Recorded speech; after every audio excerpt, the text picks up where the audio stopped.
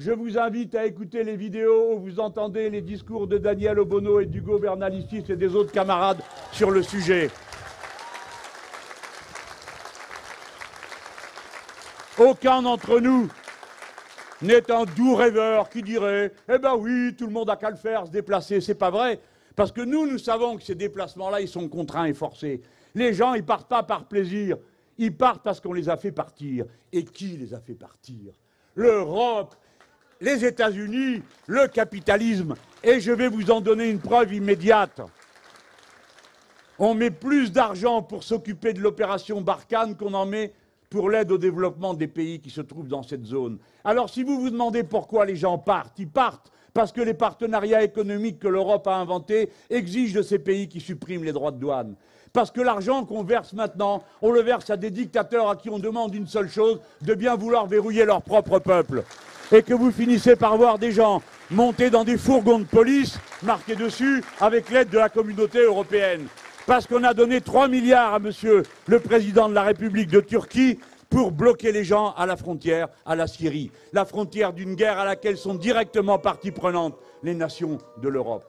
Voilà la vérité. Si vous voulez faire quelque chose d'utile, arrêtez de demander à l'agriculture paysanne africaine de s'intégrer dans le marché mondial, c'est-à-dire de détruire les agricultures vivrières pour produire du riz qui ne mange pas, du blé dont ils n'ont pas besoin, mais qui permet de figurer dans les statistiques internationales. Si vous voulez faire quelque chose d'utile, arrêtez de faire des contrats de pêche qui permettent aux grandes compagnies européennes, moyennant finance à l'État considéré, pour aller ramasser tout ce qu'il y a sur les côtes, si bien que les pêcheurs qui ont vécu depuis des générations du produit de la pêche artisanale ne peuvent plus vivre, sont obligés de partir en ville, et de la ville de partir vers les pays où on leur dit qu'il y a du travail. On leur dit il y a du travail et vous serez riches, comme ils ont dit à mon arrière-grand-père, qui était un malheureux de là-bas du fin fond de l'Andalousie et qui est parti avec son bourricot, sa femme et ses 2 premiers gosses, parce qu'on leur a dit, vous allez voir, aller en Algérie, c'est le pays de cocagne. Et où ils sont allés travailler comme des animaux, et où ils sont morts aussi pauvres qu'ils étaient en arrivant. Alors moi, je fais partie de ces Français.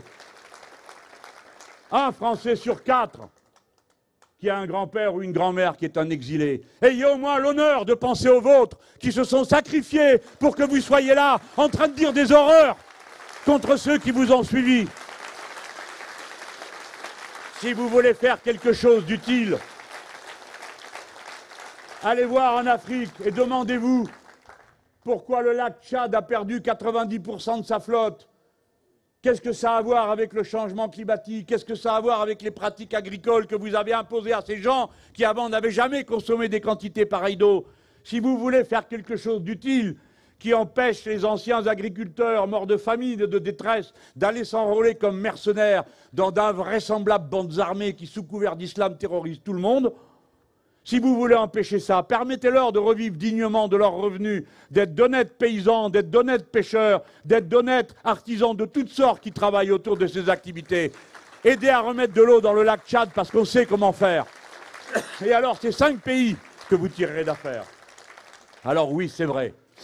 Quand nous votons dans un référendum contre M. Macron, nous votons contre toute la politique qu'il approuve et qu'il soutient. Lui, le commissaire européen, qui s'en va faire le tour des dictateurs et faire des selfies avec eux, et toute cette bande de sauvages qui sont en train de plonger leur propre pays dans des abîmes de misère. Voilà ce qu'il faut faire d'utile. Et voilà pourquoi, quand on va mettre un bulletin de la France insoumise aux élections européennes, c'est un pied de nez qu'on fait à tous ces gens. C'est une manière de leur dire « Dégagez, allez au diable !»